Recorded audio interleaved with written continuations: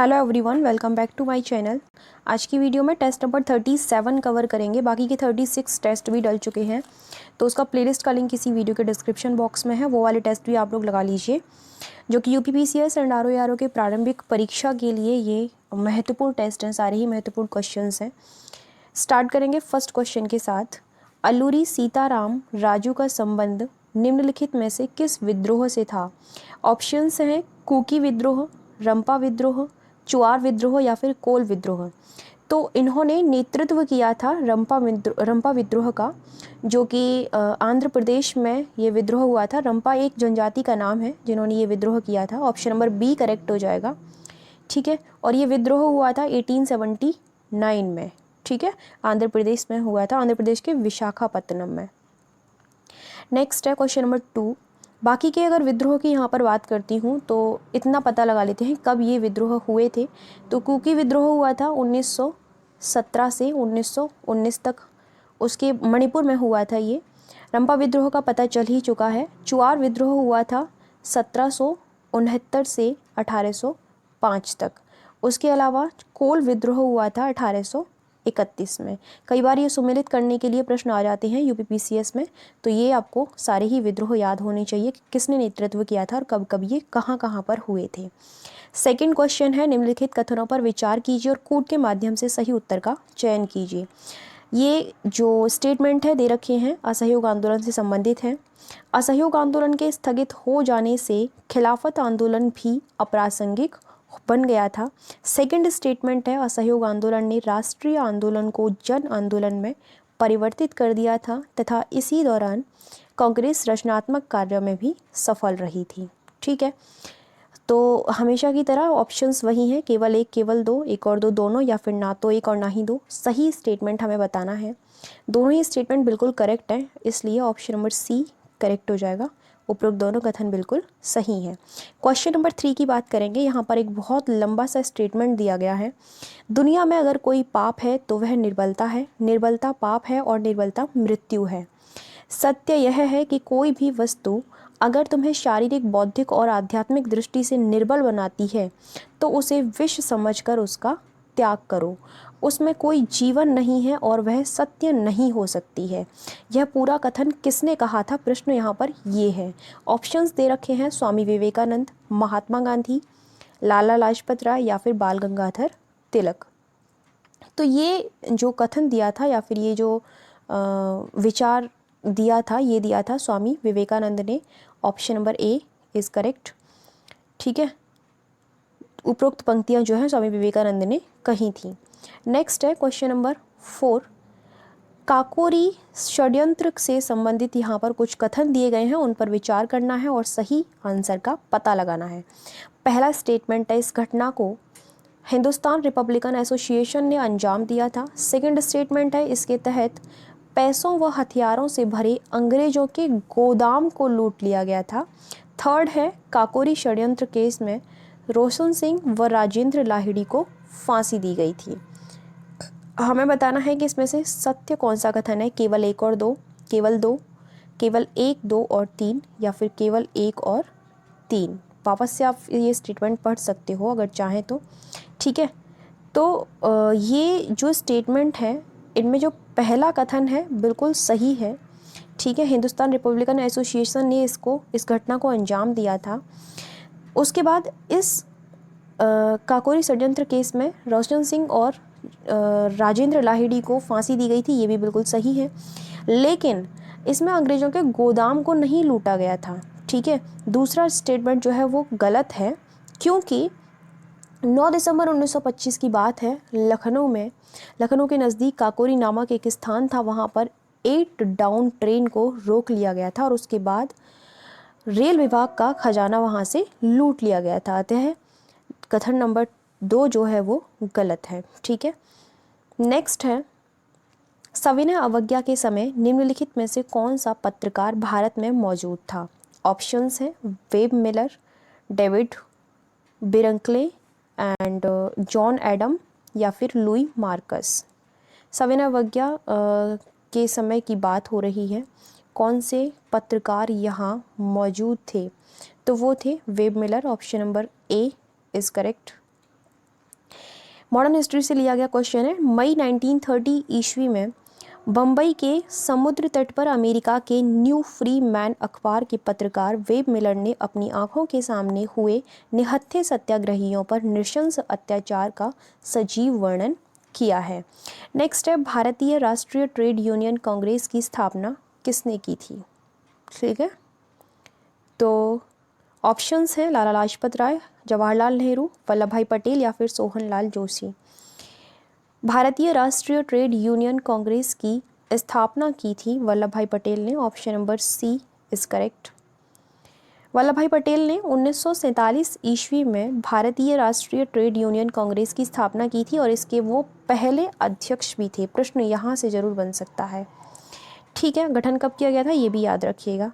Question number 7 की बात करेंगे। कार्ले का विशालतम स्तूप बौद्ध धर्म के किस संप्रदाय का प्रतिनिधित्व करता है, यानी कि वो किस संप्रदाय को यहाँ पर रिप्रेजेंट करता है ये जो स्तूप है?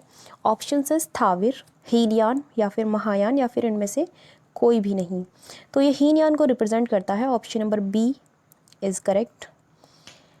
एंशियंट हिस्ट्री से लिया गया प्रश्न है, हीनयान अवस्था का विशालतम एवं सर्वाधिक विकसित शैलकृत चैत्य कार्ले में स्थित है। यह पुणे यानी कि महाराष्ट्र के मावल तालुका में स्थित है। नेक्स्ट है, उत्तर वैदिक कालीन लौह अस्त्र सर्वाधिक संख्या में किस स्थान से प्राप्त हुए हैं? ऑप्शंस है हस्तिनापुर, बटेसर, अतरंजी खेड़ा या फिर आलमगीरपुर। उत्तर वैदिक कालीन लौह अस्त्र की बात हो रही है, ये सबसे ज़्यादा कहाँ से प्राप्त हुए हैं? तो ये अतरंजी खेड़ा से प्राप्त हुए हैं। Option number C is correct. उत्तर वैदिक कालीन स्थलों से अभी तक लौह अस्त्रों की सर्वाधिक संख्या अतरंजी खेड़ा से प्राप्त हुई है। कुरु पांचाल प्रदेश में स्थित बटेसर, आलमगीरपुर, हस्तिनापुर से भी लोहे के अस्त्र प्राप्त हुए हैं। इन जगहों से भी प्राप्त हुए हैं, लेकिन अतरंजी खेड़ा से काफ़ी ज़्यादा प्राप्त हुए हैं, तो वहाँ सर्वाधिक मात्रा की बात हुई है। इस वजह से आंसर आपका अतरंजी खेड़ा होगा। नेक्स्ट है, पूर्व वैदिक आर्यों का प्रमुख धर्म क्या था? ऑप्शंस है प्रकृति पूजा और भक्ति, प्रकृति पूजा और यज्ञ, मूर्ति पूजा और यज्ञ या फिर केवल भक्ति। तो जो पूर्व वैदिक आर्य थे उनका धर्म था प्रकृति पूजा और यज्ञ करना। Option number B is correct. पूर्व वैदिक आर्यों के देवता प्राकृतिक शक्तियों से संबंधित थे, जैसे कि अग्नि, वरुण, ठीक है, मित्र, सोम, मित्र यानी प्रतिज्ञा का देवता, सोम वनस्पति एवं औषधि का देवता आदि इन सब से संबंधित थे। और इन देवताओं को प्रसन्न करने के लिए वो क्या करते थे? यज्ञ का आयोजन या फिर अनुष्ठान किया जाता था। नेक्स्ट है, मुर्मुंस्क बंदरगाह किस देश में स्थित है? ऑप्शंस हैं जर्मनी, रूस, इटली या फिर फ्रांस। तो ये रूस में अवस्थित है। Option number B is correct. रूस में स्थित मुर्मुंस्क बंदरगाह उत्तरी ध्रुव सागर का एकमात्र पत्तन है। यह उत्तरी अटलांटिक प्रवाह के कारण वर्ष भर हिमयुक्त रहता है। नेक्स्ट है क्वेश्चन नंबर 11, अफ्रीका की कौन सी नदी विषुवत रेखा को 2 बार काटती है? मोस्ट इंपॉर्टेंट क्वेश्चन, कई बार पूछा गया, वनडे एग्जाम को ले लीजिए या फिर यूपीपीसीएस, आरओ बहुत बार ये प्रश्न बना है। ऑप्शन है नील, लिम्पोपो या फिर जायरे या फिर नाइजर। अफ्रीका की कौन सी नदी है जो कि विषुवत रेखा को 2 बार काटती है? Zaire. Option number C is correct. World geography से लिया गया यह प्रश्न है। अफ्रीका की दूसरी सबसे बड़ी नदी जायरे है, जिसको कांगो भी कह सकते हो। यह विषुवत रेखा को 2 बार काटती है। उल्लेखनीय है कि स्टेनली तथा लिविंगस्टोन जलप्रपात इसी नदी पर अवस्थित है। ये पूरा ही क्वेश्चन इंपॉर्टेंट है, इसका जो एक्सप्लेनेशन है वो भी बहुत ज़्यादा इंपॉर्टेंट है। नेक्स्ट है, निम्नलिखित कथनों पर विचार कीजिए। ये बर्फ़ का घर बनाते हैं जिसे इग्लू कहा जाता है। ये कुत्ते का प्रयोग स्लेज गाड़ी खींचने में करते हैं। इनकी नाव कयाक कहलाती है। इनके हथियार को हारपून कहा जाता है। उपयुक्त विशेषताएं निम्नलिखित में से किस जनजाति से संबंधित है? तो जनजातियों से संबंधित इस प्रकार के प्रश्न भी बन सकते हैं, तो इसलिए केवल जनजाति कहाँ से बिलोंग करती है ये पढ़ने से काम नहीं चलेगा, उनके बारे में भी कुछ चीज़ें हमें पता होनी चाहिए। नीचे ऑप्शंस दे रखे हैं, रेड इंडियन, बंतू, फुलानी या फिर एस्किमो। तो ये जो ऊपर विशेषताएं दी गई हैं ये एस्किमो जनजाति से संबंधित हैं। Option number D is correct. उपयुक्त विशेषताएं एस्किमो जनजाति से संबंधित हैं। यह कनाडा, ग्रीनलैंड तथा टुंड्रा प्रदेश में निवास करती हैं। नेक्स्ट क्वेश्चन है, ब्राज़ील दक्षिण अमेरिका के अधिकतम देशों से सीमा बनाता है। निम्नलिखित में से कौन से वे देश हैं जिनसे ब्राज़ील की सीमा संबद्ध नहीं है? ऑप्शंस हैं सूरीनाम तथा गुयाना, वेनेजुएला तथा कोलंबिया, इक्वेडोर तथा चिली, पराग्वे तथा बोलीविया। तो वो देश जिनसे ब्राज़ील का कोई संबंध नहीं है तो वो है इक्वेडोर तथा Chile. Option number C is correct. Ecuador तथा चिली दो ऐसे देश हैं जिनसे ब्राज़ील की सीमा संबद्ध नहीं है। नेक्स्ट है, इटली के संदर्भ में निम्नलिखित कथनों पर विचार करना है। मिलान को इटली का मैनचेस्टर कहा जाता है। वेनिस को एड्रियाटिक की रानी कहा जाता है। इटली की राजधानी रोम जो है वह पो नदी के किनारे बसी हुई है। पो एक नदी का नाम है। सही कौन सा कथन है इसमें से? केवल एक और दो, केवल तीन, या फिर एक, दो और तीन? देखिए, एक्चुअली इसमें से फर्स्ट स्टेटमेंट जो है बिल्कुल करेक्ट है। मैनचेस्टर जो है इटली का वह मिलान है, और वेनिस को एड्रियाटिक की रानी कहा जाता है, ये भी बिल्कुल करेक्ट है। तो फिर हमें ये बताना इनकरेक्ट है कौन सा? तीसरा, क्योंकि इटली की राजधानी रोम जो है वह पो नदी के किनारे है। ये बिल्कुल गलत है क्योंकि वो टाइबर नदी के किनारे है। ठीक है, तो याद रखना उस नदी का नाम है टाइबर। तो आंसर यहाँ पर हो जाएगा ऑप्शन नंबर बी। इटली की राजधानी रोम टाइबर नदी के किनारे स्थित है, जबकि पो नदी को इटली की गंगा कहा जाता है। ये कथन जो है तीसरा जो है बिल्कुल इनकरेक्ट है। नेक्स्ट है, आंसर दिख गया 15 क्वेश्चन का। जनगणना 2011 के अनुसार राज्यों के जनघनत्व की दृष्टि से निम्नलिखित में से कौन सा क्रम सही है? सीक्वेंस दिया गया है इसलिए ऑप्शंस नहीं पढ़ूंगी। आंसर आपको दिखे गया है, ए है बिहार, पश्चिम बंगाल, केरल, उत्तर प्रदेश और Haryana. Option number A is correct. जनगणना 2011 के अनुसार सर्वाधिक जनघनत्व वाले 5 शीर्ष राज्य हैं जिनके नाम हैं बिहार, पश्चिम बंगाल, केरल, उत्तर प्रदेश तथा हरियाणा। नेक्स्ट है क्वेश्चन नंबर 16, नाथपा झाकरी परियोजना के संदर्भ में निम्नलिखित कथनों पर विचार कीजिए। यह परियोजना जम्मू कश्मीर में स्थित है। यह परियोजना सिंधु नदी पर स्थापित है। बताना है सत्य कथन कौन सा है? केवल एक, केवल दो, एक और दो, दोनों, या फिर ना तो एक और ना ही दो? एक्चुअली दोनों ही स्टेटमेंट जो हैं बिल्कुल गलत हैं, क्योंकि ये जो परियोजना है जिसका नाम है नाथपा झाकरी परियोजना, ये हिमाचल प्रदेश में है, तो जम्मू कश्मीर से तो कोई इसका संबंध हुआ ही नहीं। ठीक है। दूसरी चीज़, ये परियोजना सिंधु नदी पर है ऐसा नहीं है, ये परियोजना है सतलुज नदी पर। ठीक है, तो इस चीज़ को क्लियर कर लीजिए। दोनों ही स्टेटमेंट यहाँ पर इसी वजह से गलत हो जाते हैं। आंसर होगा डी, ना तो एक और ना ही दो। नाथपा झाकरी परियोजना हिमाचल प्रदेश में है सतलुज नदी पर। ठीक है। नेक्स्ट है, सूर्य पृथ्वी का निकटतम तारा है। सूर्य के पश्चात दूसरा निकटतम तारा निम्नलिखित में से कौन सा है? ऑप्शंस है सीरियस, ध्रुव तारा, अल्फा सेंटोरी, या फिर इनमें से कोई भी नहीं। तो वो है Alpha Centauri. Option number C is correct. ठीक है।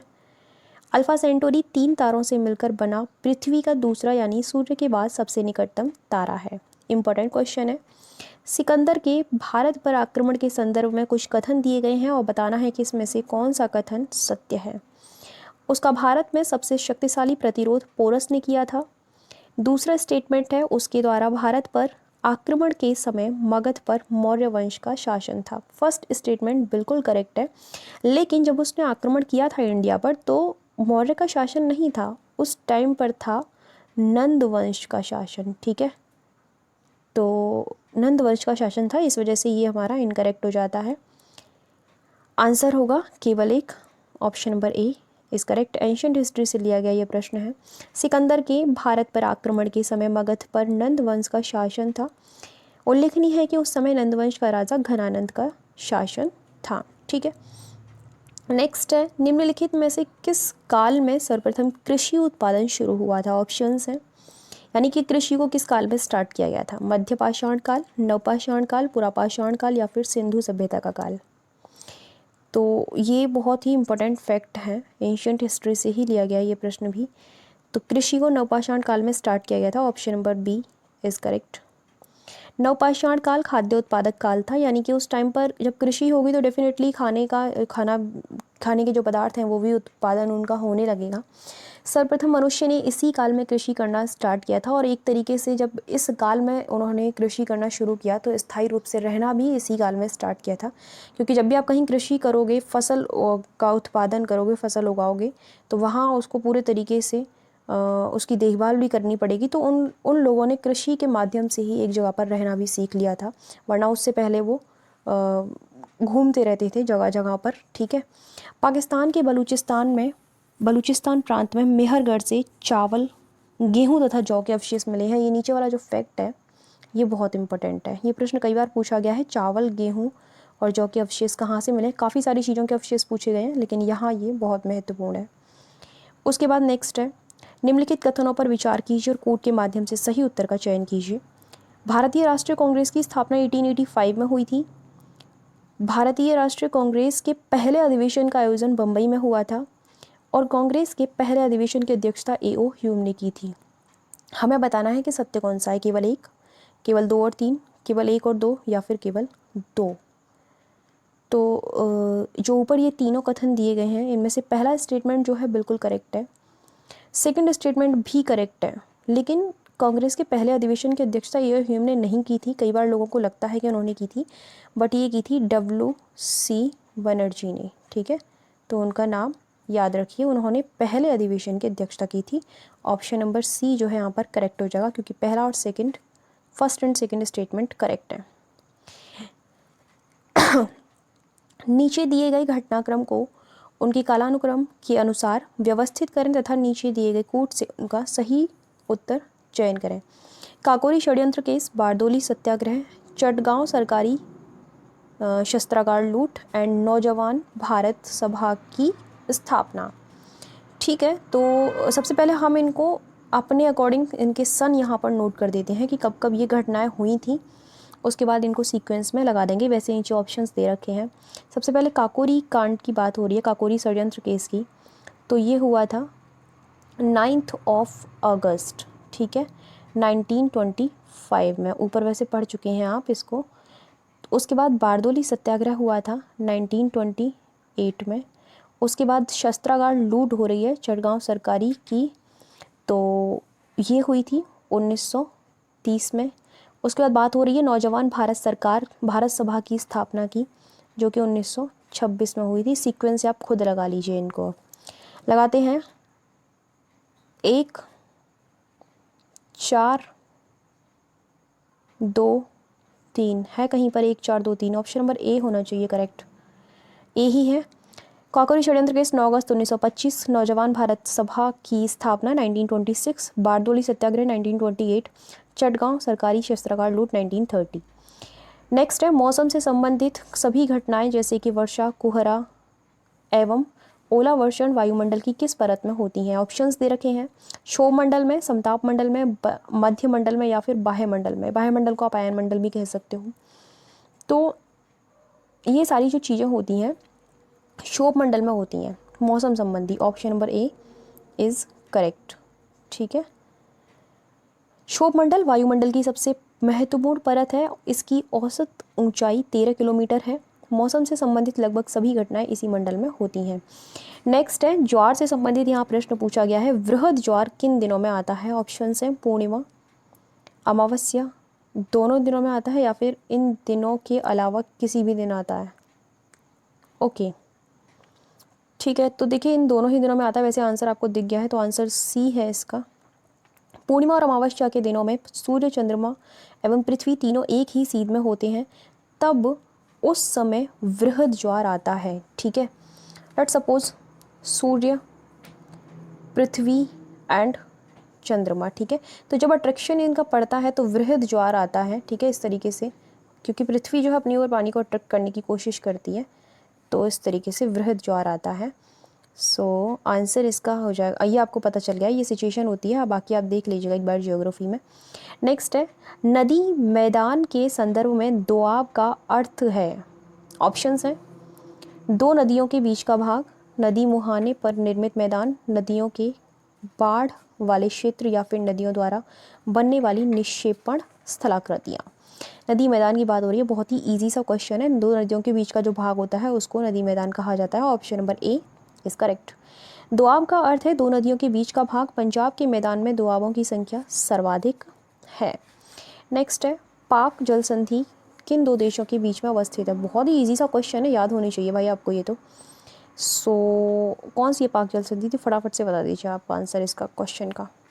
भारत और श्रीलंका के बीच में जो है ना वो पाक जल संधि है।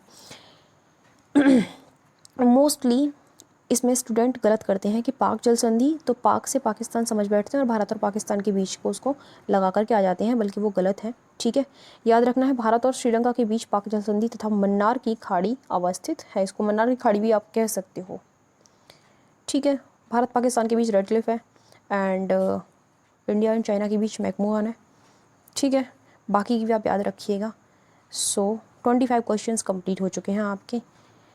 होपफुली सारे ही क्वेश्चन समझ में आए होंगे। पीडीएफ की नीड है तो आप इस नंबर पर कॉल या व्हाट्सएप कर सकते हो। बाकी आप साइट पर जाकर के सारी चीज़ें देख सकते हो। काफ़ी सारे कोर्स हमारे चल रहे हैं वहाँ पर। ठीक है, टेस्ट सीरीज़ चल रही हैं, पीडीएफ कोर्सेज चल रहे हैं। It's okay.